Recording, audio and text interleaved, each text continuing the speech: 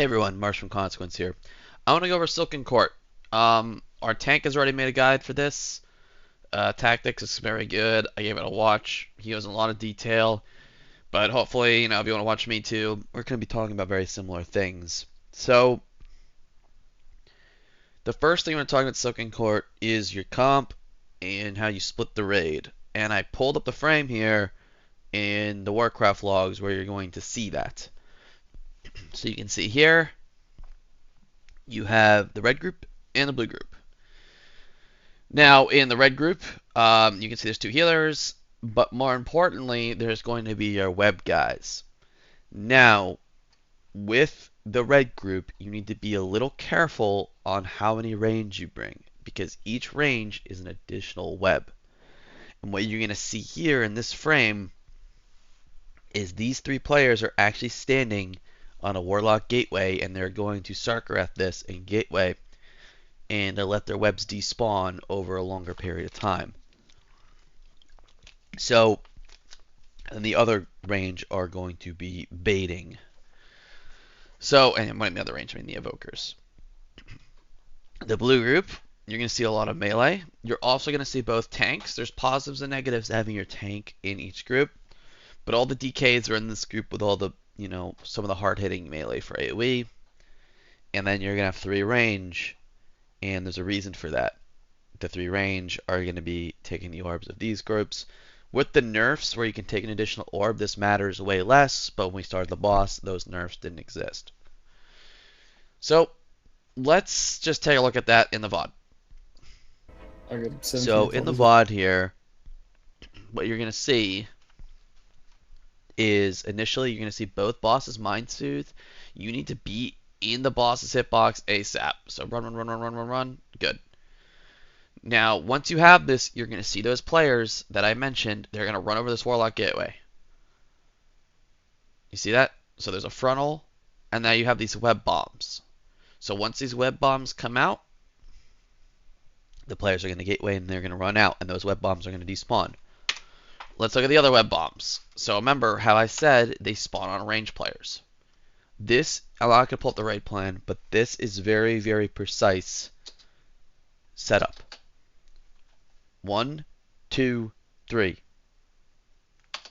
Now, what you're also going to see here is a melee player at each one of these.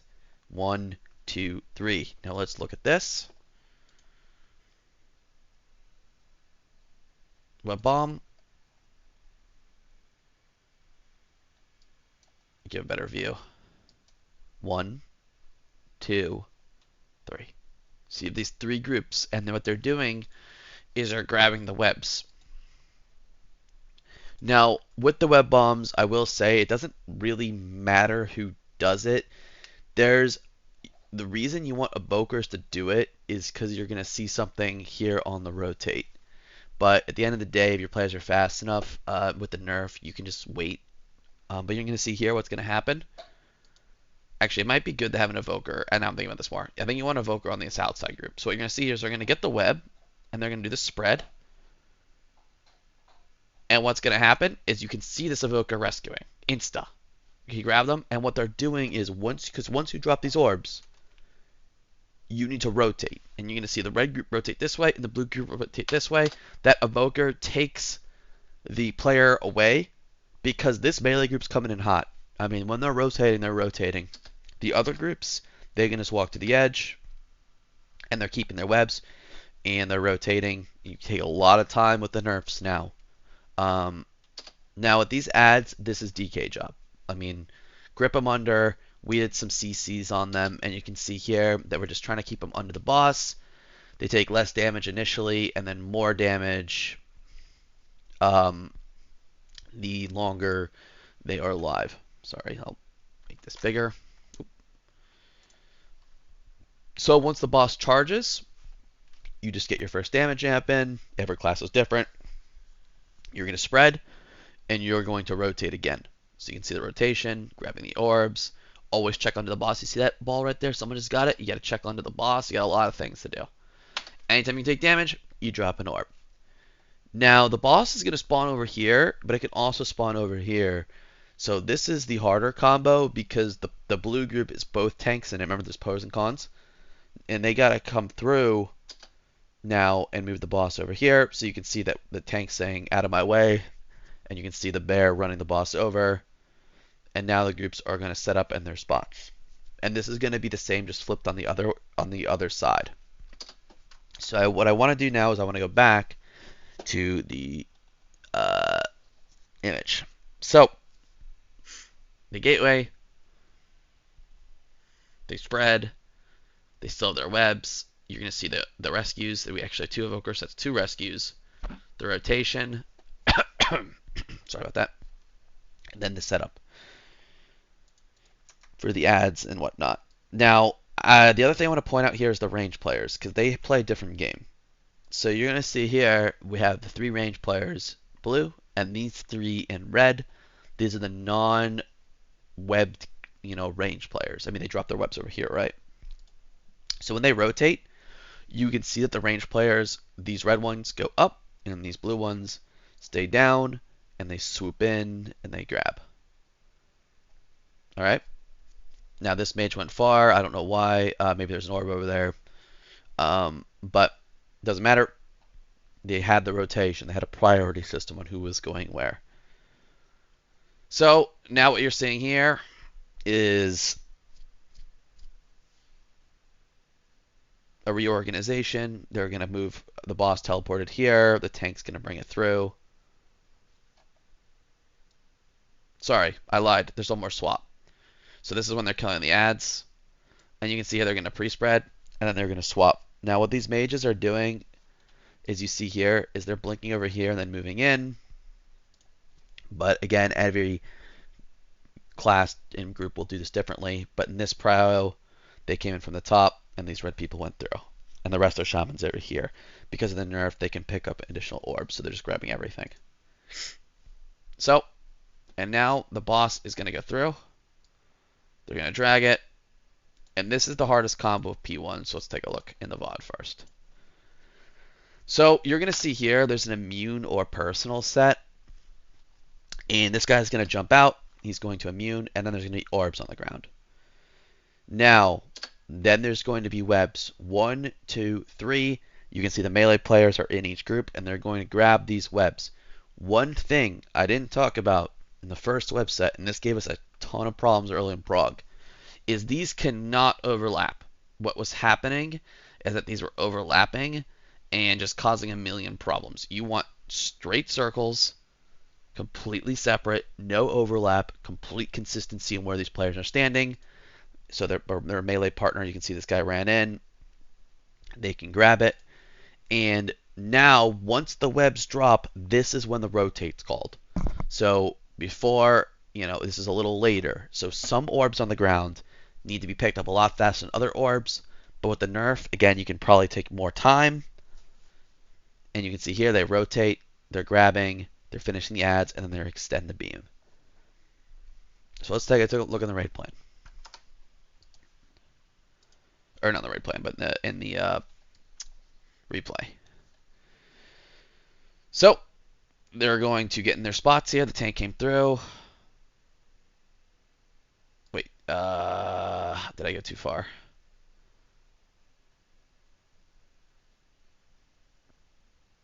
Oh yeah, I went too far. So what you're going to see here is this is the spread, and you can see that they're spreading.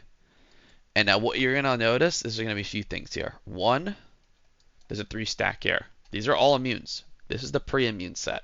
You saw the hunter do it in the VOD. These guys are immuning. They're just stacking on each other to give more space. Is this 100% necessary? No, but it's a minor optimization that's very easy to do. So they're going to stack. They're going to immune. And you can see here that the range players, again, these 3 range players, what they're doing now is when the webs are coming down, which they just did, these 3 range players are over here in the middle of the room instead of like over here. And what they're doing is they're just clearing out. This warlock's going to go up because he's going to start on this side. This warlock's going to move down. And this is for intermission purposes, by the way. So this guy's going to move up. This guy's going to move down. and they just drop their webs and they're going to eat the webs. They're just going to let them land on them. And then they're going to rotate, and then they're going to burrow. So let's see that if we can see them in this POV. Here they are. You can see that they're going to eat the web. Now, one thing to note that I didn't bring up is you don't want double orbs. And how do you get double orbs? You take the circle damage and then the web damage, and you don't move. Anytime you're getting an orb, you don't want to put the orbs on top of each other. So if you take the circle, then move a little, then do the web, so the orbs aren't stacked. All right. So let's keep going. You're going to see the rotate.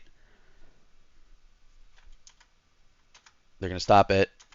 And then people are going to go to their intermission spots. All right. So we start the same 2 markers every single time. And you can see that there's going to be 2 range players in the back. It's going to be easier if I just show it here. So intermission's coming, and you can see that the 2 range players, there's going to be 1 red and 1 blue on each side. I think with the nerfs, this is not necessary, but it's just going to be a feels good for these players who take a lot of casting. And they need to come up with a priority system. So I'll go over them in a second, but let me just look at the intermission itself. Very simple.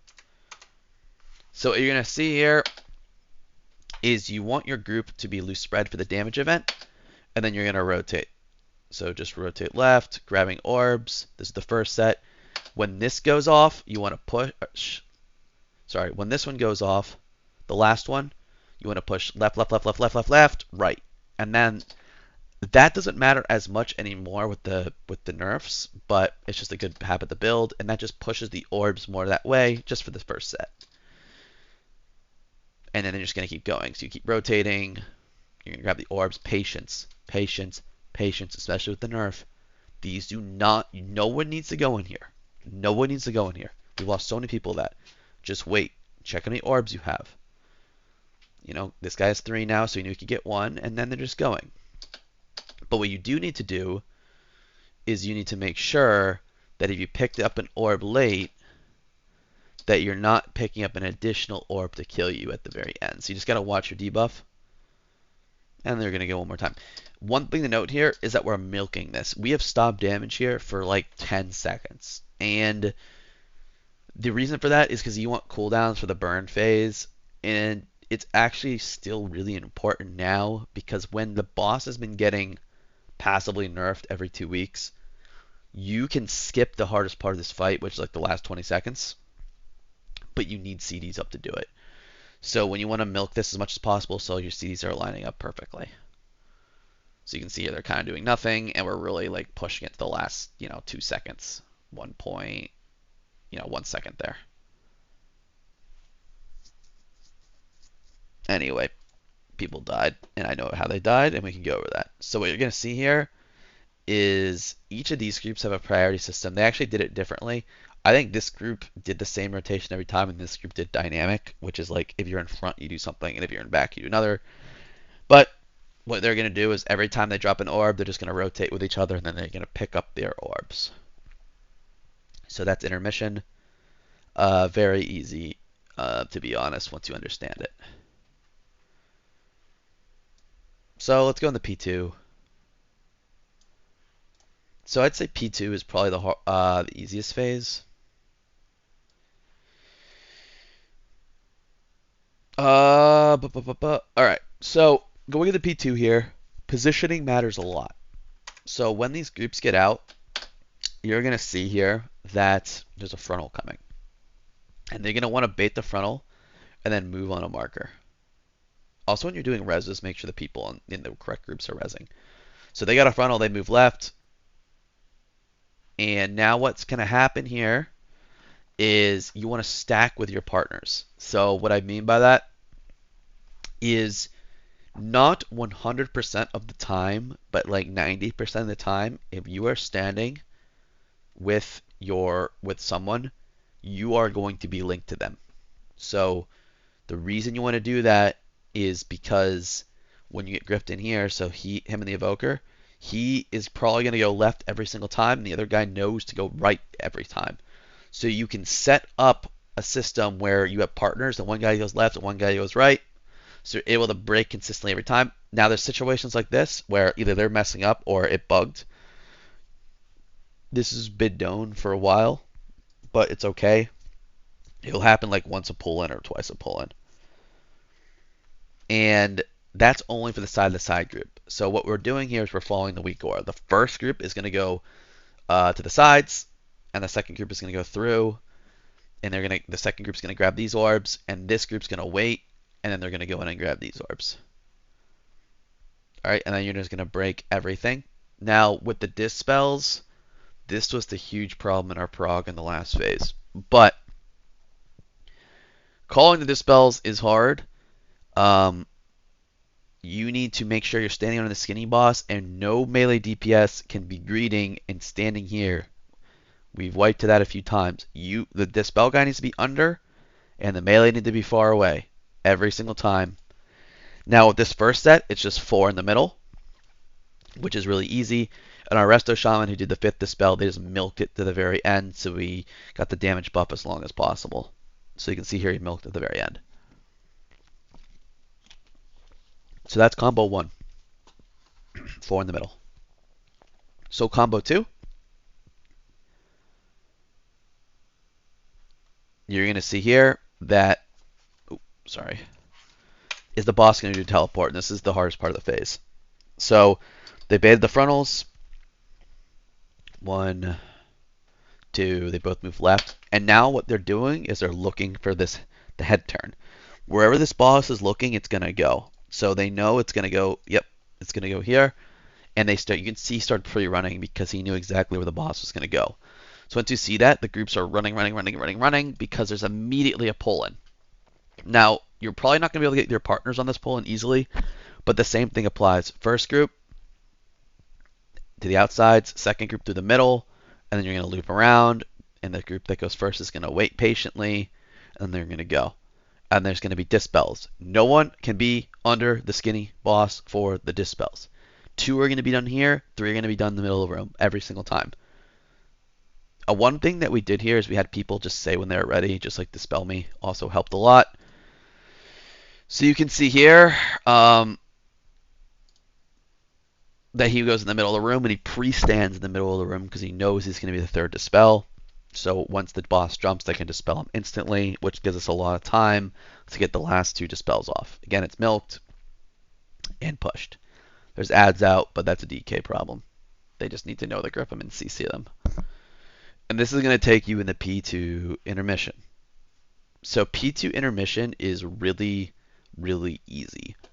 But I want to go over the replay first. So let's just watch what we witnessed on the screen. So we're going to come out here.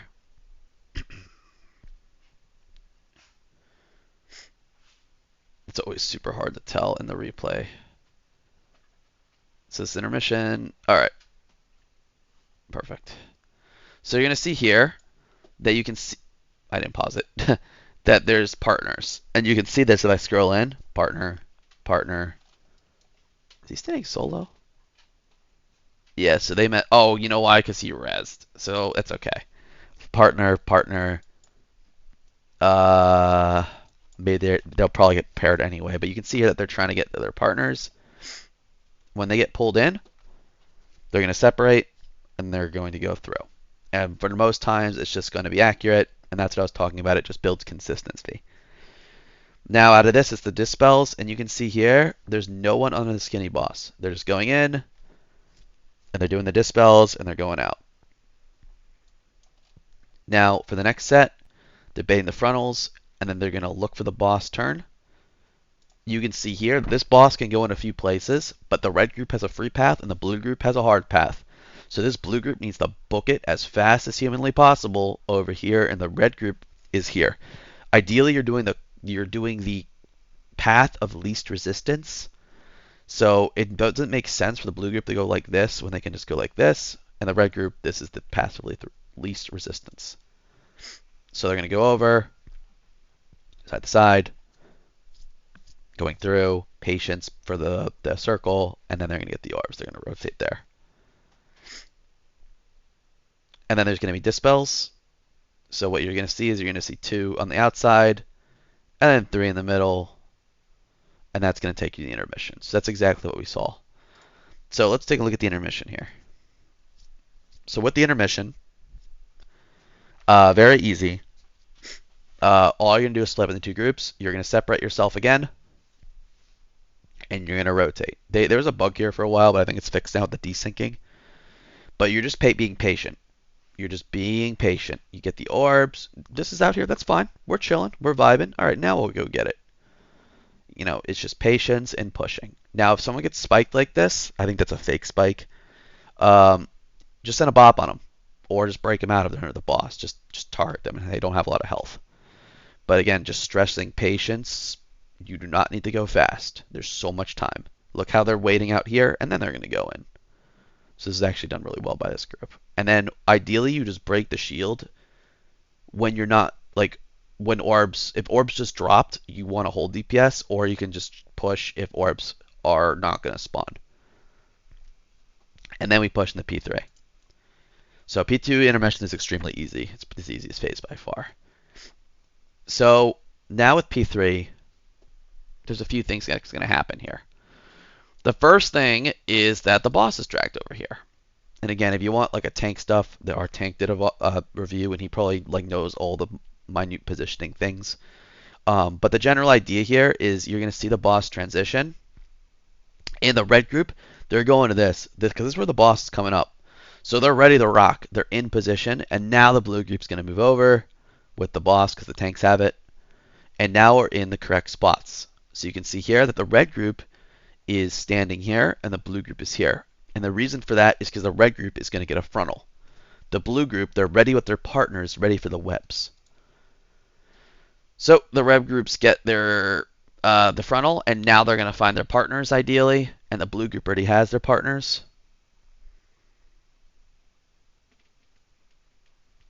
Right and keep. So they're going to get it first, and they're going to all move right, and they're going to keep. Because now you have to stop the burrow again. The blue group's going to go through, and the blue group's going to break everything because you don't need it.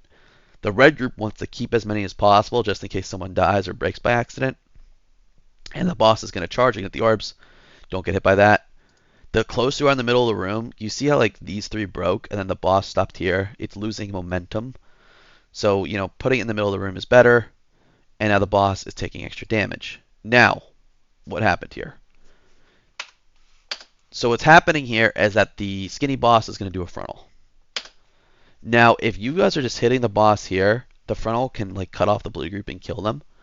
So all we're doing is that the red group, which is mostly range players, they're moving over to the skinny boss, and they're just getting in position for the next mechanic, and the blue group's doing most of the damage, and now the blue group's coming over.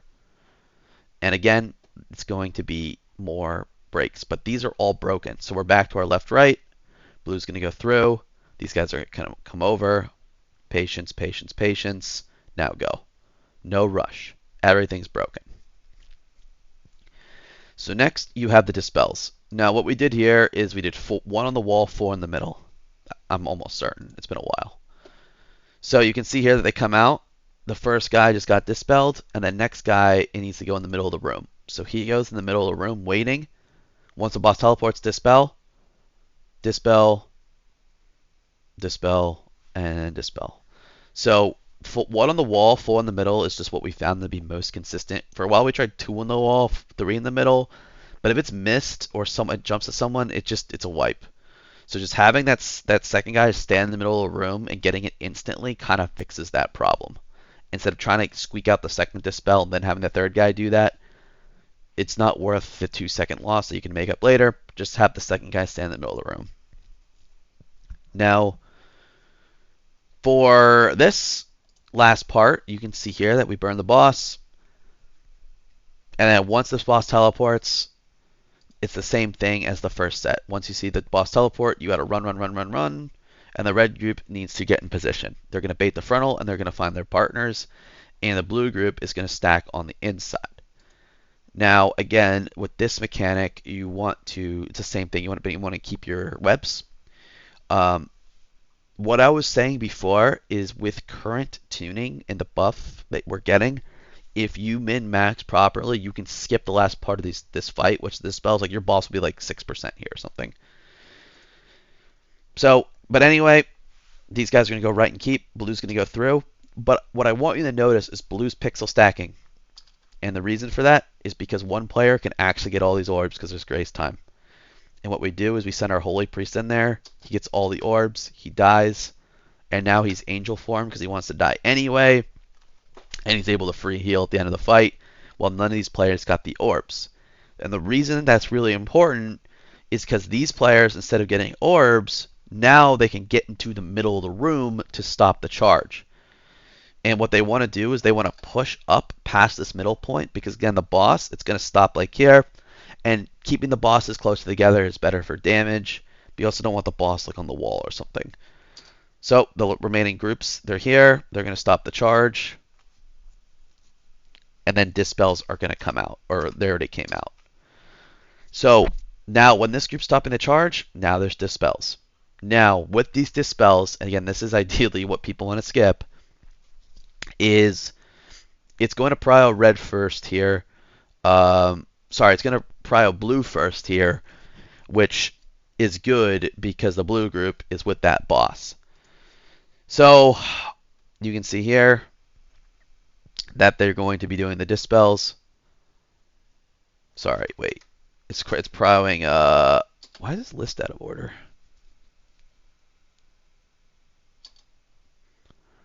Oh, it jumped to someone. All right, whatever. Doesn't matter. So anyway, with the boss on the side there, ideally you want to 2 on the wall, 3 in the middle. But if there is only one blue person who has it, you want to do 1 on the wall, 4 in the middle. If it's 2 blue people, ideally do 2 on the wall, 3 in the middle. Because your whole red group's here. Your red group's not making it to that boss. So if you can get 1 or 2 blue dispels over there, great. If you gotta do 4 in the middle, that's also fine. But the same concept applies. They're going to stop the boss here, and the dispels are already happening. So the boss teleports here. So if, let's say, 2 blue players had it, all right? The blue players, they ideally would be dispelled over here. Now, if you're just doing 1 dispel, they need to be under the boss here. So as a red player, you cannot be under the boss. You just got to stick strong with your position here and let them come in and get the dispel when the groups reorganize. If you're lucky enough to have your red players be like full red or something like that, then once the boss jumps, then they can move under and just get the dispels easily. This looked really scuffed, but it's okay. Now we're running under. We're just going to stay away from the skinny boss. We're doing the dispels as fast as possible. There's a lot of ground to make up.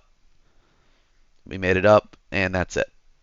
So again, the dispel got weird. Someone like dwarfed it off and gave it to someone and made the list all messed up, if I remember. But if you can do that last of dispels, the boss just instantly dies. So let's take a look at the replay, just like we have been. This is P2 intermission. All right, now you're going to see here, this is the first overlap. You can see that the players, the red group's going to bait, and the blue group's going to find their partners in the middle of the room.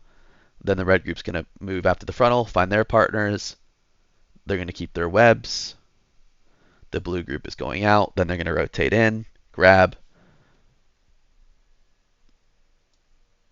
And the groups are going to reposition. So the red group's going to go over here where the guy's spawning. And the blue group's going to do damage and then come in late. Again, red group's going to go through. You're going to do the grip. It can be, either one first. You're going to break all these webs.